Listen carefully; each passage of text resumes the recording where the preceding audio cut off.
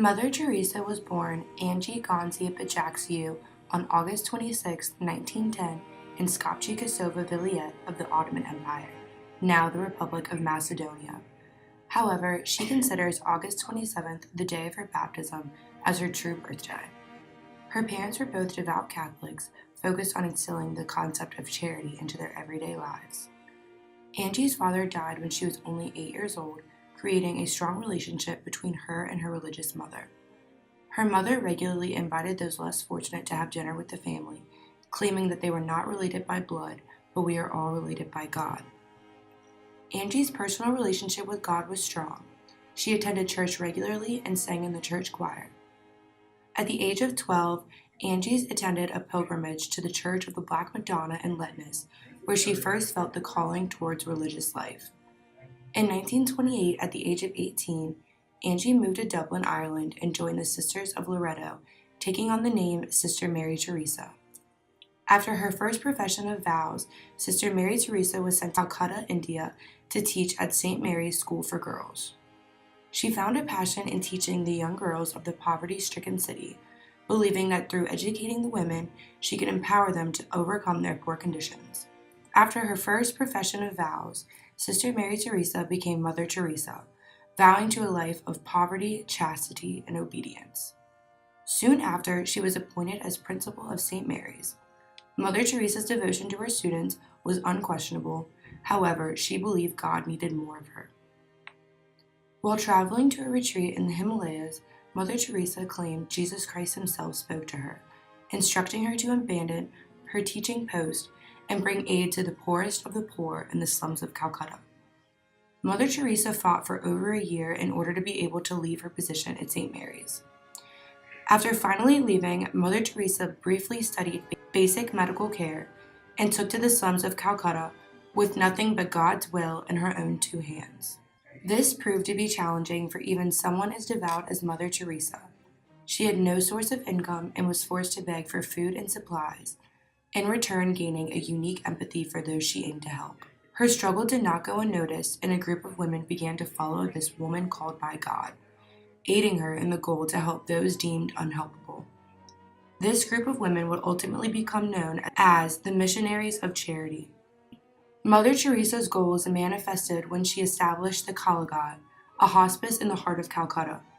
Her intention was to provide aid to the sick as well as letting people die with dignity.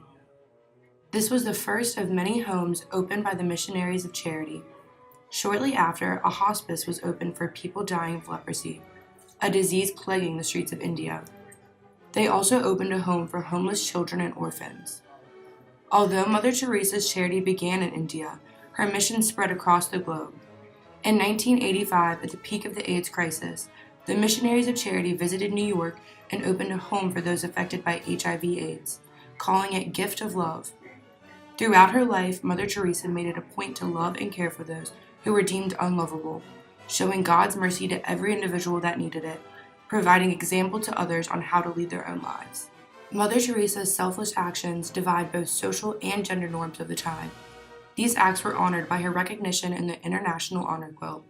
Her panel was submitted by Meg Kin, portraying Mother Teresa with her head bent in prayer, bordered with her holy name as well as Calcutta, India. This is one of many honors bestowed upon Mother Teresa. In 1965, Pope John Paul VI awarded the Missionaries of Charity the Decree of Praise, recognizing their organization as one of great importance. Mother Teresa was also awarded the Jewel of India, one of the highest honors given to citizens of India. In 1979, Mother Teresa received her highest honor, the Nobel Peace Prize, for her lifetime of devotion to those suffering. Nevertheless, none of these awards could fully do justice for the immense amount of kind acts performed and inspired by Mother Teresa.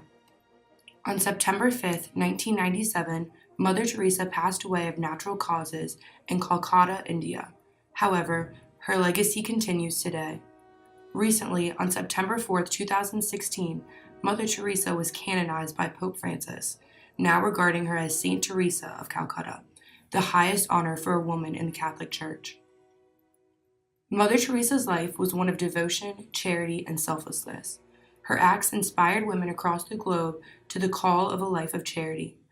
Through her example, societal walls were deteriorated by love and acceptance, proving that everyone deserved God's love through humanity.